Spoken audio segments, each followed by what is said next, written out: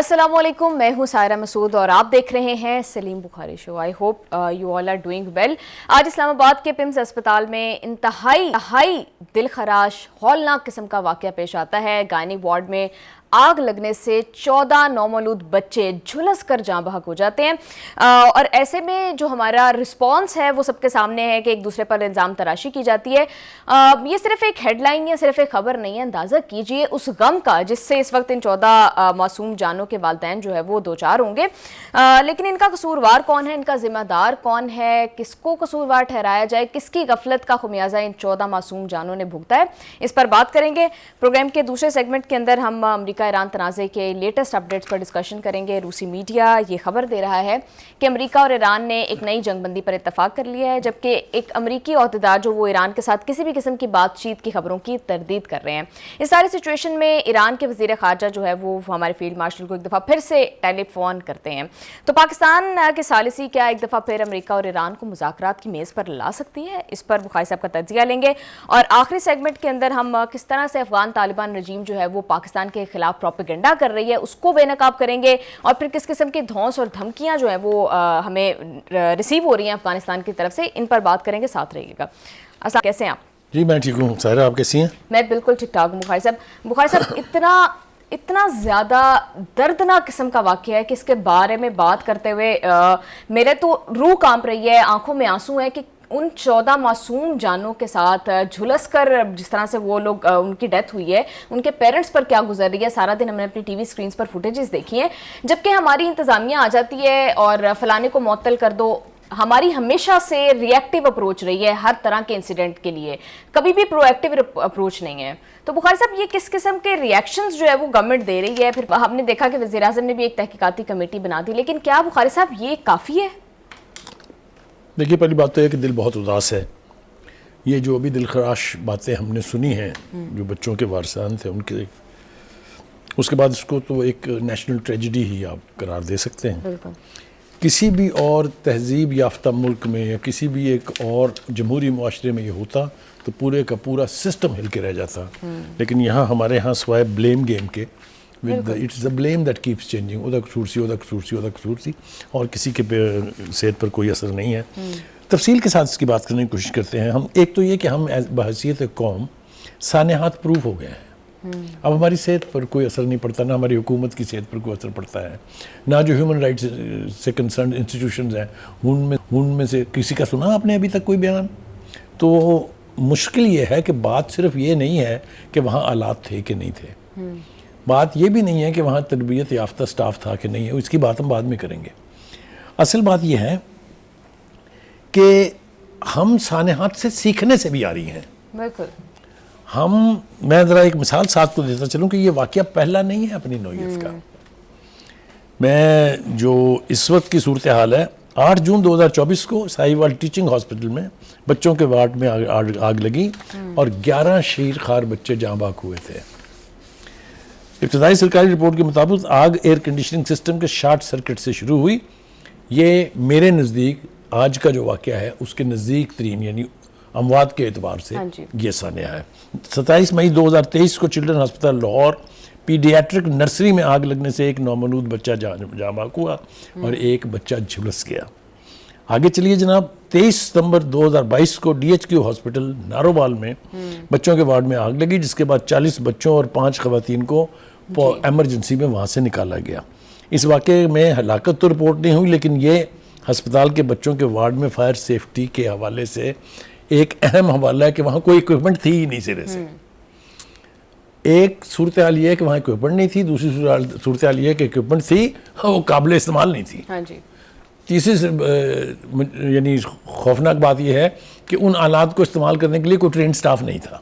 تو مجھے بتائیے ان آلات کا میں نے کیا کرنا ہے جو دیواروں سے لٹکے رہیں اور بچے جو ہے جاں بحق ہوتے رہیں۔ تو ایک تو یہ انفارچونیٹ بات ہے۔ اس قسم کے جو واقعات ہوتے ہیں اس کے 3 اہم پہلو ہوتے ہیں۔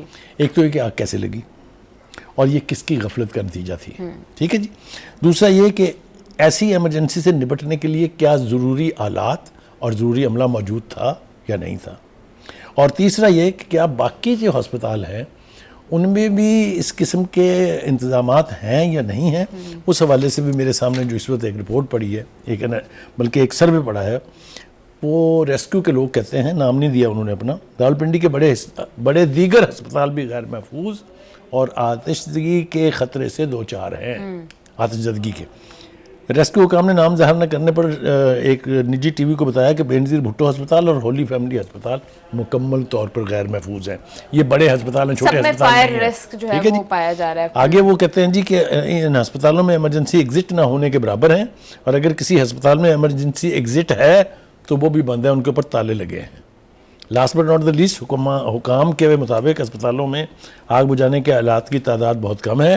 سرکاری ہسپتالوں میں فائر ڈسٹنگوشر جو ہوتے ہیں ان کا نظام ہی موجود نہیں ہے. ہسپتالوں میں فائر ہائیڈرنٹس کی تنصیب بھی نہیں ہوئی.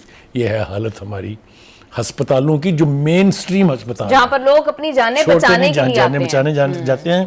اب جو سب سے بڑا سوال ہے وہ یہ ہے کہ جب آگ لگی تو یہ پٹرول کی طرح تو نہیں پھیلتی نا, کہ لگی تو پھٹاکا ہوا ساری آگ پھیل گئی. آہستہ آہستہ پھیلتی ہے, پہلے دھواں نکلتا ہے, پھر آگ پکڑتی ہے, پھر وہ پھیلتی ہے. اس پورے عرصے میں کوئی بھی نہیں تھا وہاں, کسی نے نوٹس نہیں کیا. آپ مجھے یہ بتائیے, یہ جو اب کہہ رہے ہیں ہسپتال کی انتظامیہ کہ جناب وہ تو دروازے کھلے تھے اور ایگزٹ کے دروازے بھی کھلے تھے, اگر ایسا تھا تو یہ دیواریں توڑنے کی ضرورت کیوں پڑی؟ یہ دروازے کیوں توڑے گئے, یہ شیشے کیوں توڑے گئے, چڑھ کے سیڑھیوں سے جالیاں توڑ کے اندر کیوں جایا گیا؟ اس سارے میں جتنا وقت ضائع ہوا اس نے مزید بچوں کی جانیں لیں.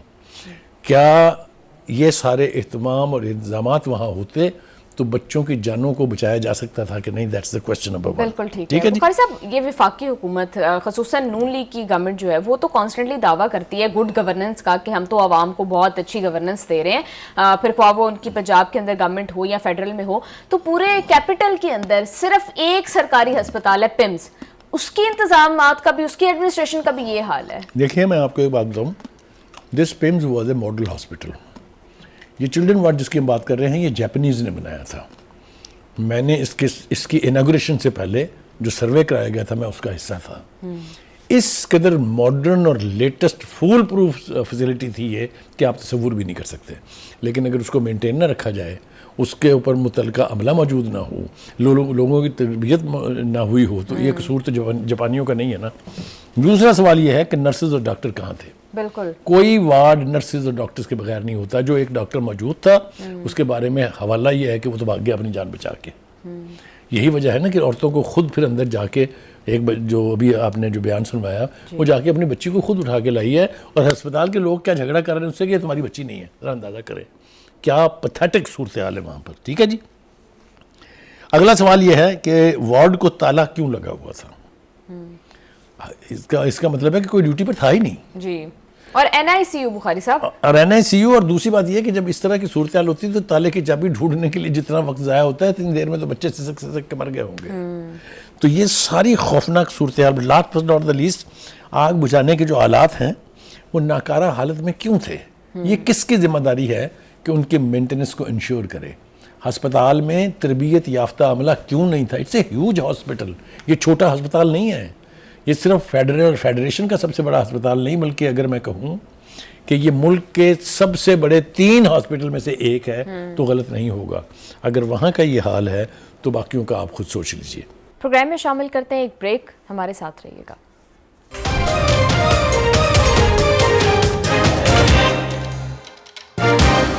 ویلکم بیک ٹو دا شو.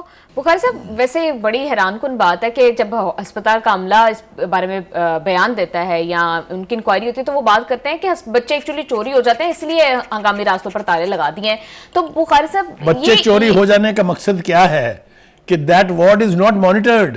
وہاں کوئی ہے ہی نہیں جس کا دل چاہتا ہے کہ بچہ اٹھا. یہ تو اپنی وہ نااہلی جو ہے وہ خود ثابت کر رہے ہیں. بالکل بخاری صاحب, سیکیورٹی انتظامات بہتر کرنے کے بجائے انہوں نے دروازوں پر تالے لگا دیے. ہمارے وزیر صحت, وفاقی وزیر صحت آ کر ٹی وی کے اوپر اس طرح کے بیانات دے رہے ہیں. دیکھیے میں وہی اسی طرف آنے والا تھا, چلیے آپ نے حوالہ دے دیا. یہ کہنے سے کہ میں اپنے آپ کو احتساب کے لیے پیش کرتا ہوں, یہ کہنے کے لیے کہ ہم نے انکوائری کمیشن بنا دیا ہے, ہاں یہ کہنے کے لیے کہ ہسپتال نے اپنی ایک انکوائری کمیٹی بنا دی ہے, یہ کمیٹیاں بنانے سے, کمیشن بنانے سے کبھی مسائل حل نہیں ہوتے. بلکہ اگر آپ مجھے اجازت دیں تو میں یہ کہوں گا کہ جب یہ کمیٹیاں بن جائیں, کمیشن بن جائے, انکوائری کمیٹیاں بن جائیں, تو اس کا مطلب یہ ہے کہ اس معاملے کو اب ہاشپ کر دیا جائے گا. یہ ہاشپ ہوئے ہیں, آپ نے اور میں نے بے پناہ دفعہ رپورٹ کیا ہے کہ جہاں کمیٹی اور کمیشن بنا معاملہ گیا. میں حوالے دینے لگوں گا آپ کو, تو آپ کو پتہ درجن بھر حوالے تو ہم ایسے ایسے دے سکتے ہیں. بالکل ٹھیک ہے. بخاری صاحب, گورنمنٹ کا کیا ری ایکشن ہے وہ بھی اپنے ناظرین کو دکھا دیتے ہیں اس انسیڈنٹ کے اوپر. ریسکیو آپریشن میں جو انتظامی طور پر کوئی کوتاہی فی الحال نہیں لگتی. ہاں, ہسپتال میں کیا انتظام ہے, اس کے گیٹ کیوں بند ہیں, کون سا کھلا ہے, کہاں آکسیجن سلنڈر ہے, کہاں ڈاکٹرز کو ہونا چاہیے, اس کا جواب تو یقیناً ہاسپٹل دے گا, اور اس کے بعد اس کو یہ جو انکوائری کمیٹی ہے اس کو آگے نتائج. ہم نے دیکھنے شواہد, کیا 6 منٹ میں ریسکیو کے لوگ نہیں پہنچے؟ 6 منٹ. میں کوئی 60 منٹ کی بات نہیں کر رہا. انتظامی افسران نچلے عہدے سے لے کر کمشنر اور آئی جی تک خود موجود نہیں رہے. ہم اس کو مل کے اگر کہیں کمی کوتاہی ہے اس کو ٹھیک کریں گے. جو بھی غلطی کا اور کسی بھی کوتاہی کا مرتکب ہوگا اس کو نہیں چھوڑیں گے, اور سب سے پہلے میں نے خود کو احتساب کے لیے پیش کیا ہے. میں اگر کسی کی کوتاہی ہوئی ہے تو ہم اس کو کہیں سے بھی جو ہے وہ نہیں چھوڑیں گے, کوئی بھی اسپیئر نہیں کیا جائے گا. میں کہہ رہا ہوں کوئی بھی, تو بھائی میں خود شامل ہوں, میں خود اپنے آپ کو احتساب کے لیے میں نے پیش کیا ہے وزیر اعظم کے آگے, اور اس کے بعد تو پھر سارے لوگ اس میں سارے شامل. جی بخاری صاحب, سب سے پہلے بات کر لیتے ہیں. طلال چودھری صاحب کہہ رہے ہیں کہ 6 منٹ کے اندر ریسکیو پہنچ گئے, انتظامیہ کی کوئی غفلت نہیں ہے, وفاقی حکومت کی کوئی غفلت نہیں ہے, بلکہ وہ تو سارا ملبہ ڈال رہے ہیں پمس کی جو ایڈمنسٹریشن ہے اس کے اوپر. سائرہ, پھر وہی بات ہے, بات نکلے گی تو پھر دور تلک جائے گی. جب دھوئیں سے کمرہ بھر جائے تو بچوں کو 6 منٹ نہیں 3 منٹ لگتے ہیں اپنی جان سے جانے میں. تو اگر 6 منٹ میں پہنچ بھی گئے تھے تو کیا ہو جاتا وہاں؟ وہ کیجولٹی تو ہو گئی تھی. اس کو بچانے کا تو ایک ہی طریقہ تھا کہ امیجیٹ سٹاف جو وہاں موجود تھا وہ کوئی ایسے اقدام کرتا, آلات ٹھیک ہوتے, ہائیڈرنٹ ٹھیک ہوتا, آگ بجھانے کی کوشش کی گئی ہوتی. وہاں سے صرف لاشیں نکالی گئی ہیں جب وہاں لوگ پہنچے ہیں, چاہے وہ ریسکیو کے تھے چاہے وہ فائر بریگیڈ کے تھے. By that time the damage was done. دوسری بات یہ ہے کہ مصطفیٰ کمال صاحب ہمارے دوست ہیں, لیکن ان کو ایک بات کا ادراک ہونا چاہیے کہ جو سویلائزڈ سوسائٹیز ہوتی ہیں, بلکہ میں تو یہ کہوں گا ایون جو جتنی بھی ملک ہیں, وہاں جب کوئی ایسا سانحہ ہو جاتا ہے تو احتساب کے لیے پیش کرنے کے بجائے سب سے پہلے کہا جاتا ہے کہ میں مستعفی ہو رہا ہوں. ہاں جی, ہاں جی. چاہے وہ ریلوے کا ایکسیڈنٹ ہو, چاہے وہ ہوائی ایکسیڈنٹ ہو, سب سے پہلے متعلقہ وزیر جو ہے وہ اپنا استعفیٰ دیتا ہے کہ یہ میری ذمہ داری ہے. یہ احتساب کے ساتھ پیش کرنے کے لیے کیا ہوگا؟ کچھ بھی نہیں ہوگا. میں نے آپ کو کہا نا کہ ایک کمیشن انکوائری کمیٹیاں بن گئی ہیں, یہ معاملہ بحشب کی طرف جائے گا. ٹھیک ہے, ہیونگ سیڈ دیٹ. جی لیکن بخاری صاحب, مصطفیٰ کمال صاحب آپ نے بڑی صحیح بات کی ہے کہ استعفیٰ جو ہے وہ کسی بھی اگر اور کنٹری کے اندر اس طرح کا واقعہ ہوا ہوتا تو متعلقہ جو بھی وزیر ہوتا وہ استعفیٰ دے دیتا. پیپلز پارٹی مطالبہ کر رہی ہے بخاری صاحب مصطفیٰ کمال صاحب سے کہ وہ استعفیٰ دے دیں, جبکہ میں یاد ضرور کروانا چاہوں گی کہ گل پلازا پر اسی طرح کی سیاست جو ہے وہ ان کی جانب سے کی جا رہی تھی, مصطفیٰ کمال صاحب کی اور ان کی پارٹی کی جانب سے, وہ استعفیٰ مانگ رہے تھے. تو بخاری صاحب استعفوں سے یا سیاست کرنے سے اس طرح کے معاملوں پر تو کیا میں نے ابتدا میں اپنی گفتگو میں نہیں کہا کہ it's the blame that keeps changing. کوئی کسی میں اتنے مورل کرج نہیں ہے, کسی میں اتنے گٹس نہیں ہے کہ وہ اپنی ذمہ داری قبول کرے. ذمہ داری صرف اس لیے نہیں ہوتی کہ آپ اس وارڈ کے ڈاکٹر ہیں یا اس وارڈ کی نرس ہیں. ایک منسٹری ہے جو یہ نظام چلا رہی ہے پورا, جس کی ناک کے نیچے یہ سارے ہاسپٹل کام کرتے ہیں, جہاں سے انہیں گرانٹ ملتی ہے, جہاں سے انہیں سزا اور جزا کا اختیار حاصل ہے. ان کو ذمہ داری قبول کرنی چاہیے, تبھی ڈاؤن دا لائن یہ میسج جائے گا کہ جو بھی ذمہ دار ہوگا اس کو نہیں چھوڑیں گے. Anyway, having said that, اس وقت 2-3 طرح کے ورژن ہمارے سامنے آ رہے ہیں. ایک حکومتی ورژن ہے جو فیڈرل حکومت کا ہے, دوسرا ہسپتال کی انتظامیہ کا ورژن ہے, تیسرا جو جن کے بچے ہلاک ہوئے ہیں ان کا ورژن ہے. تینوں میں کوئی چیز کامن نہیں ہے. ان کی چیخ و پکار ہمیں سمجھ میں آتی ہے بچوں کی ماؤں کی, جن کے سامنے ان کے بچے, معصوم بچے, مطلب ہے آپ یہ بتائیے مجھے کہ نیو بورن بچے کا کیا جرم تھا, کیا قصور تھا اس کا, سوائے اس کے کہ اس کو انسانی نااہلی قرار دیں آپ اور کوئی صورتحال آپ کے پاس نہیں رہتی. بخاری صاحب جس طرح سے بھی سارا ریئیکشنز ہم نے دیکھے, مجھے لگ رہا ہے کہ ایک بات ایٹ لیسٹ کامن ہے, وہ یہ کہ پاکستان کی انتظامیہ کی اپروچ, وہ کوئی بھی نیچرل کلیمٹی ہو, وہ فلڈز ہوں, وہ آگ لگنے کا انسیڈنٹ ہو, ہمیشہ ریئیکٹیو رہی ہے. کبھی بھی آپ پہلے سے تیاری نہیں کرتے. کوئی ایک عمارت جو ہے وہ گرتی ہے تو آپ کو پتہ چلتا ہے کہ 12 عمارتیں اور بھی مخدوش ہیں. جس طرح سے ہم بات کر رہے تھے, اور بھی ہسپتال ہیں جہاں پر یہ فائر جو ہے وہ رسک موجود ہے. تو کبھی یہ ہماری اپروچ کب پرو ایکٹیو ہوگی؟ کبھی بھی نہیں ہوگی, اس لیے کہ کوئی آدمی اپنی ذات کے سائے سے اوپر دیکھنے کے لیے تیار نہیں ہے. جب میں نے ساہیوال کے واقعے کا ذکر کیا جہاں 11 بچوں کی ہلاکت ہوئی تھی, اس کے بعد کیا تمام ہاسپٹل کے سروے نہیں ہونے چاہیے تھے؟ کیا تمام ہاسپٹل کے وارڈز میں اور آئی سی یوز میں, وہ وارڈ کو تو چھوڑ دے, وہ تو بہت بات کی بات ہے, آئی سی you which is supposed to be the most sensitive part of a hospital, اگر وہاں بھی اہتمام اور انتظامات اور آلات نہیں ہیں تو کس کا ماتم کریں؟ آپ بس ماتم کر سکتے ہیں ان کی عقل کا, ان کی دانش کا. کوئی ذمہ داری نہیں لے گا. میں آپ کو پھر بالکل ٹھیک ہے بخاری صاحب, اور یہی بات ہم نے بلیم گیم یہ اب تک جاری ہے. پروگرام میں شامل کرتے ہیں ایک بریک سے واپس آ کر ہم امریکہ ایران تنازع کے حوالے سے گفتگو کریں گے. ہمارے ساتھ رہیے گا.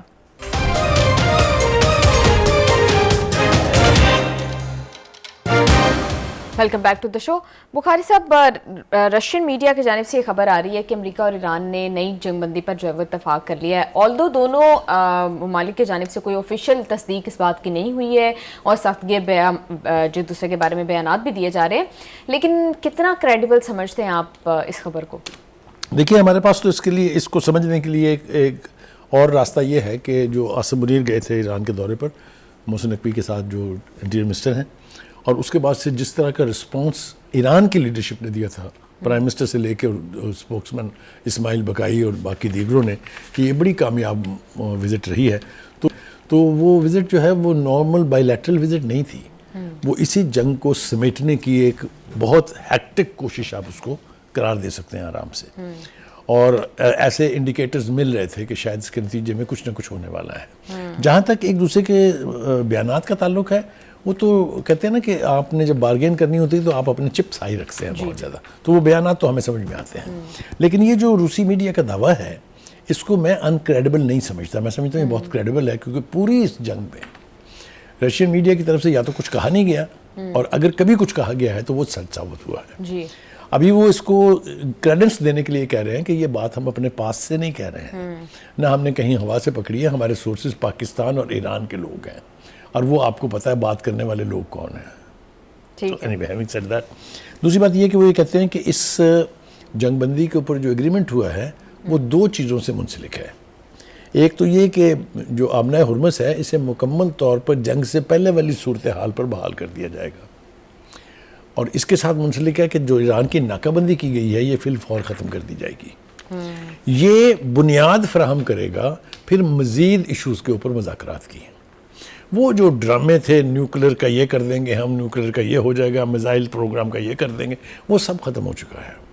دا ایشو از کہ اگر آپ آج آبنہ ہرمز کھول دیں تو prime minister Trump will have a face to show back to the world and to his own nation, کہ دیکھیں جی میں نے کتنا بڑا کام کر دیا. بالکل بخاری سے بیچ میں یہ بات آئی بھی تھی کہ اگر ایران اسٹریٹ آف ہارمز کھولنے پر ماتا ہو جاتا ہے تو ٹرمپ اس کو فیس سیونگ کے طور پر جو ہے وہ جان کر جنگ ختم کر سکتے ہیں. مجھے یوں لگتا ہے کہ اب ہم اس حوالے سے قریب پہنچتے جا رہے ہیں. لیکن ایک امریکی اہلکار جو ہے وہ یہ کہتا ہے کہ جناب ایران کے ساتھ ہماری کوئی بات چیت نہیں ہو رہی, اور آبنہ ہرمز جو ہے وہ معمول کے مطابق کام کر رہی ہے. بالکل احمقانہ دعویٰ ہے یہ, وہاں کچھ بھی نارمل نہیں ہے آبنہ ہرمز میں, ٹھیک ہے جی. اور دوسرا یہ کہتے ہیں کہ جی ناکہ بندی جو ہے وہ مکمل طور پر نافذ العمل ہے اور پوری مؤثر ہے, اور ہم نے تمام بارودی سرنگیں جو ہیں وہ ہٹا دی ہیں. یہ بھی جھوٹ ہے. اگر یہ سب کچھ کر لیا ہے انہوں نے, تو پھر وہ ایران سے کیوں مطالبہ کر رہے ہیں کہ آبنہ ہرمز کو آپ جنگ سے پہلے والی صورتحال پہ بحال کریں؟ تو ان کے اپنے بیانات میں کنٹرڈکشن ہے. دوسری رہ گئی بات مذاکرات کی. میں اس کے اوپر پھر آتا ہوں. آبنہ ہرمز پہ ٹرمپ نے کیا کہا ہے.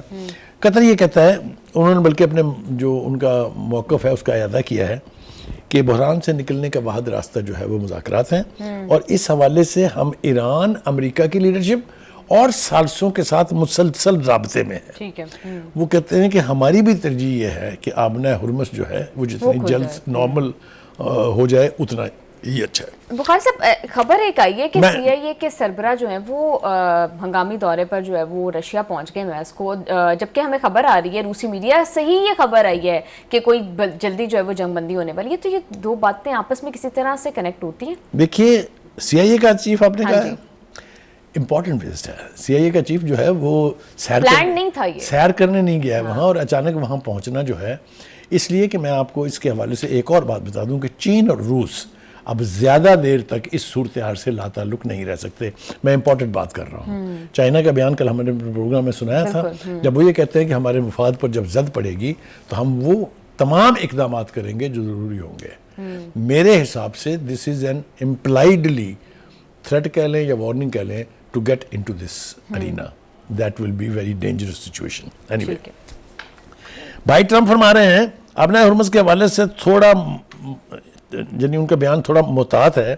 وہ یہ کہتے ہیں کہ وہ ابنا ہرمز سے تمام سرنگیں جو ہیں انہوں نے وہ صاف کر دی ہیں، مگر وہ یہ بھی کہتے ہیں کہ اب ایران کو نئی بردی سرنگیں نہیں لگانے دیں گے. لہٰذا ثابت یہ ہوا کہ all is not well in the state of Hormuz. جب آپ کو یہ خدشہ ہے کہ وہ شاید سرنگیں پھر لگا دیں گے، دیٹ مینز ایرانینز آر دیئر. تو وہ مکمل طور پر اس کو بحال کرنے کے دعوے کی خود ٹرمپ اور ان کے اہلکار جو ہے اس کی کنٹرڈکشن کر رہے ہیں. ایک تو یہ ہو گیا. مارکو روبیو جو ہے اس نے کچھ تھوڑا سینسیبل بیان دیا ہے، اس لیے اس کو ذکر کرنا بہت ضروری ہے. وہ یہ کہتے ہیں کہ اب امریکہ کی طرف سے ایران پر کوئی فوجی حملہ نہیں ہوگا.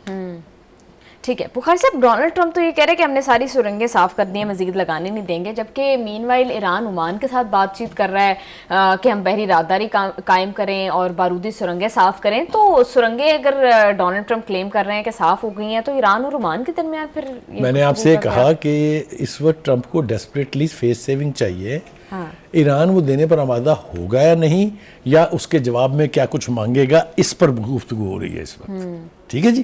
اور دوسری بات یہ کہ میں روبیو کی بات کر رہا تھا، وہ ذرا تھوڑی سی تفصیل سے بیان کرنا بہت ضروری. وہ یہ کہتے ہیں کہ اب امریکہ ایران کے اوپر کوئی فوجی حملہ نہیں کرے گا، بلکہ اس کو پابندیوں کی صورت میں تبدیل کیا جا رہا ہے. یعنی we are shifting from military action to imposition of یعنی سینکشنز. ٹھیک ہے جی. لہذا ثابت ہوا کہ فوج کی سے ٹرمپ اپنے مقاصد حاصل کرنے میں کامیاب نہیں ہوا. دس از اے ڈیکلریشن بائی روبیو کہ جنگ سے تو ہمیں کچھ نہیں ملا، اب ہم اکنامک پابندیوں کی اسٹریٹجی جو ہے اس کو اپنانے جا رہے ہیں. کامیاب ہوگی کہ نہیں کامیاب ہوگی یہ بہت بات کی بات ہے. اب آج جناب امریکی وزیر خزانہ صاحب جو ہیں وہ اپنے دماغ سے باہر نکل گئے ہیں. وہ بھی بہت بڑی بڑی ہانکتے ہیں. وہ یہ کہہ رہے ہیں کہ معاشی دباؤ رنگ لا رہا ہے، ہم ایران کی ہر معاشی شرح کاٹ رہے ہیں اور ان سب کا بھی محاسبہ کریں گے جو ان کے ساتھ کسی بھی صورت میں کوئی تعاون کریں گے. جی ٹھیک ہے جی.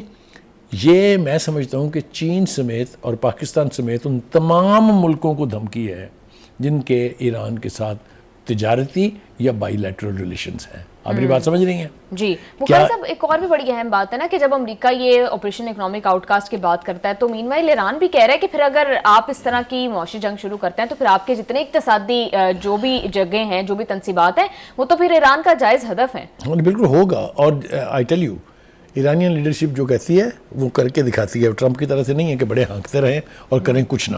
وہ انہوں نے کہا تھا کہ اگر جنگ ہوگی تو ہم امریکی اڈوں کو نشانہ بنائیں کہ نہیں. اور اب وہ کیا کہہ رہے ہیں؟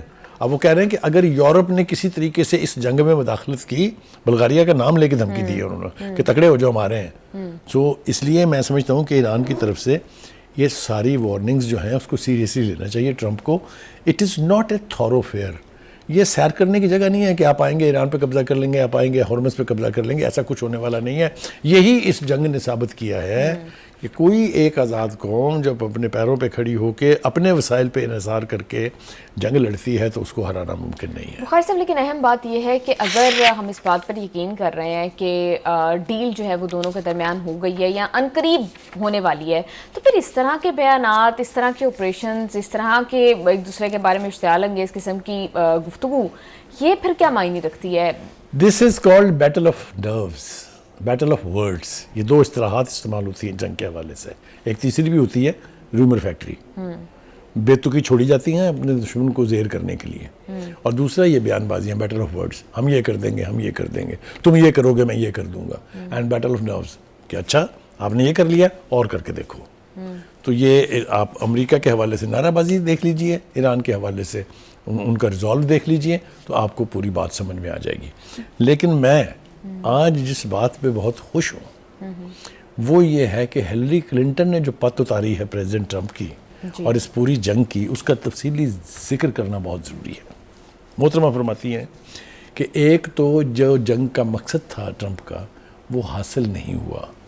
صرف ٹاپ لیڈرشپ کو ہلاک کر دینے سے نظام نہیں گرا، نظام اپنی جگہ موجود ہے. وہ کہتی ہیں کہ تہران میں نظام حکومت گرانے یا وہ نتائج حاصل کرنے میں ٹرمپ ناکام رہے ہیں جس کا وعدہ وہ قوم سے بار بار کرتے رہے ہیں. انہوں نے کہا کہ چین اور بھارت کے ذریعے اگر آپ اکنامک پریشر بڑھائیں تو یہ شاید بہتر اسٹریٹجی ہوگی. جنگ تو آپ ہار گئے ہیں، جنگ تو آپ نے نہیں جیتی ہے. اعلیٰ قیادت کو قتل کرنے سے ایرانی نظام کا خاتمہ نہیں ہوا اور نہ ہی وہ متوقع اثر حاصل ہوا ہے جو صدر ٹرمپ اور ان کے مشیروں کے سامنے پیش تھا. وہ یہ کہتے ہیں کہ یہ سمجھنا کہ صرف ایرانی قیادت کو ختم کرنے سے تہران ہتھیار ڈال دے گا یہ صرف ایک جعلی اندازہ ہے، مس کیلکولیشن ہے. پھر وہ کہتی ہیں کہ انہوں نے یہ کمال کی بات ہے، انہوں نے کہا ایران اور عراق کی جو جنگ تھی 10 سال جاری رہی. عراق جیتا، اس کے ساتھ بھی پوری دنیا تھی. امریکہ اپنی مائٹ کے ساتھ تھا، نیٹو اس کے ساتھ تھا. وہ جنگ جیتی. وہ کہتے ہیں اس سے ہی سبق سیکھ لیں کہ ایران جو ہے it is in a position to maintain itself even during a long war. تو ان کے جو اشارے ہیں last but not the least, وہ کہتے ہیں کہ بڑے پیمانے پر نقصانات برداشت کرنے کے باوجود اس کا خاتمہ ضروری نہیں ہوتا. یعنی ایران جو ہے وہ ہتھیار بھی نہیں پھینکے گا، کمزور بھی نہیں ہوگا، ختم بھی نہیں ہوگا.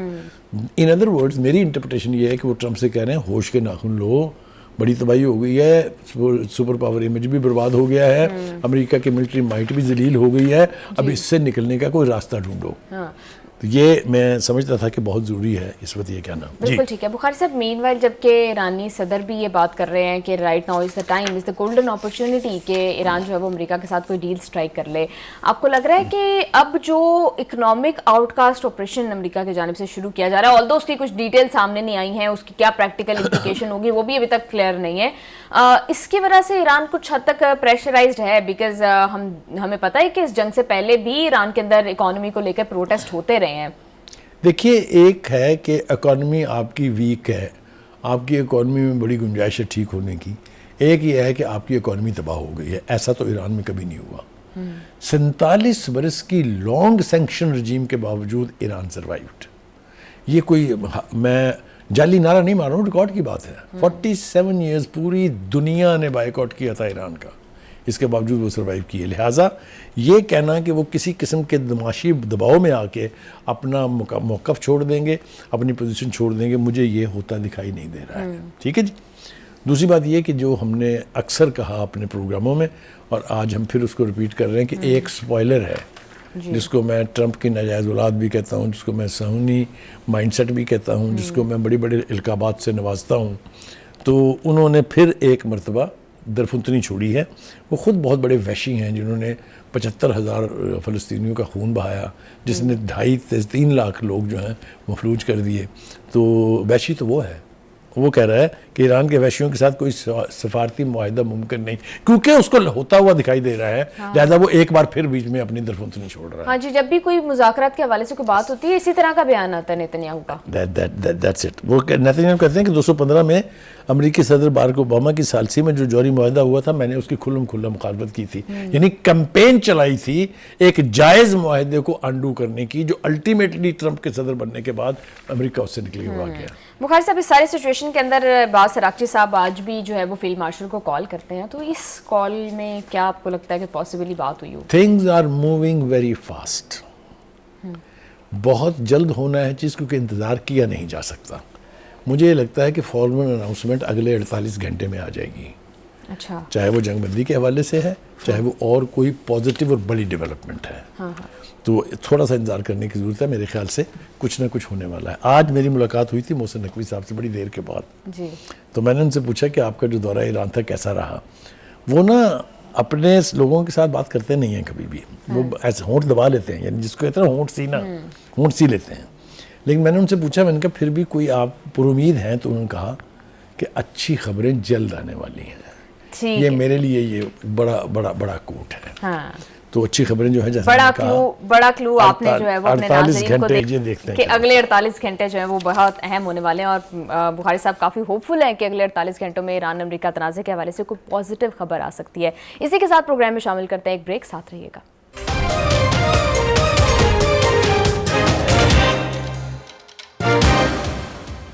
ویلکم بیک ٹو دا شو۔ بخاری صاحب، عین بھارت کے نقش قدم پر چلتے ہوئے افغانستان بھی وہی حرکتیں کر رہا ہے کہ کچھ بھی ان کا انٹرنل میٹر ہے، ان کے اپنے مسئلے مسائل ہیں، ان کے اپنے لوگوں پر سپریشن ہے، اور پھر جب اس کا رد عمل آتا ہے تو بجائے اپنے گریبان میں جھانکنے کے پاکستان کے اوپر الزام تراشیوں کا سلسلہ جو ہے وہ شروع ہو جاتا ہے۔ اس دفعہ بھی کچھ ایسا ہی ہوا ہے کہ افغانستان کے جو ترجمان ہیں وہ یہ بات کریں ذبیح اللہ مجاہد کے بدخشاں میں جو بھی مسلح تصادم ہوا ہے اس میں پاکستان کے انوالو ہونے کی وہ بات کر رہے ہیں۔ ہاؤ ڈو یو سی دس؟ بالکل آپ نے ٹھیک کہا، بلکہ میں سمجھتا ہوں کہ آپ نے اپنے ایک جملے میں صورتحال کو کافی حد تک سم اپ کر دیا ہے کہ جب آپ کے اندرونی اختلافات بڑھتے ہیں، جب آپ کی خلف شاری اور انتشار بڑھتا ہے تو آپ اس کا الزام جو ہے باہر لگا دیتے ہیں۔ مقبوضہ کشمیر میں جو کچھ ہندوستان کر رہا ہے ریاستی جبر اور ریاستی جارحیت اور بربریت، اس کا الزام اکثر پاکستان پہ لگا دیا جاتا ہے۔ پہلگام کا واقعہ جو ہے وہ آپ کے سامنے ہے۔ تو کہنے کا مطلب یہ ہے کہ یہ وہی حرکت کر رہے ہیں، بالکل آپ نے ٹھیک کہا، اور وہی کریں گے نا، کیونکہ ان کا ڈی این اے ملتا ہے نا ان کے ساتھ، آپ کو یاد نہیں ہے؟ ہاں جی، ان کے فارن منسٹر نے وہاں بیٹھ کے کہا کہ ہمارا تو ڈی این اے بھارتیوں کے ساتھ ملتا ہے، تو وہ اپنے آقاؤں کی طرح کی حرکات کریں گے نا جس طرح کی وہ کرتے ہیں۔ ایک تو یہ ہے۔ دوسری بات یہ کہ یہ لاتوں کے بھوت ہیں، باتوں سے نہیں مانیں گے۔ ہم انہیں ثابت کر چکے ہیں کہ ہمیں آپ کے ہاں دہشت گردی کرانے کی ضرورت نہیں ہے، ہم آپ کی طرح کے نہیں ہیں، ہم ہندوستان کی طرح کے بھی نہیں ہیں۔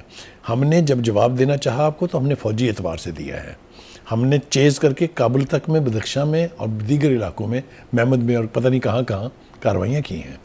تو یہ اس طرح کی دہشت گردی وہ کرتا ہے جو طاقتور نہ ہو، جو آپ کو دوسرے طریقوں سے جواب نہ دے سکتا ہو۔ تو ہمیں ایک تو یہ کہ اس قسم کی کارروائیاں کرنے کی ضرورت نہیں ہے۔ دوسری بات یہ ہے کہ آپ نے ہم پر یہ الزام لگایا کہ جی یہ لوگ جو ہیں، یہ چاہے فریڈم فرنٹ والے ہیں، افغان فریڈم فرنٹ والے، چاہے وہ دوسرے ہیں، ہم ان کو پاکستان بلاتے ہیں، ان کو یعنی رہائش دیتے ہیں، مدد کرتے ہیں، اس طرح کے بہت سارے پروپیگنڈا اور یہاں تک بھی انہوں نے کہا کہ آپ تو ان کے دفاتر کھول رہے ہیں۔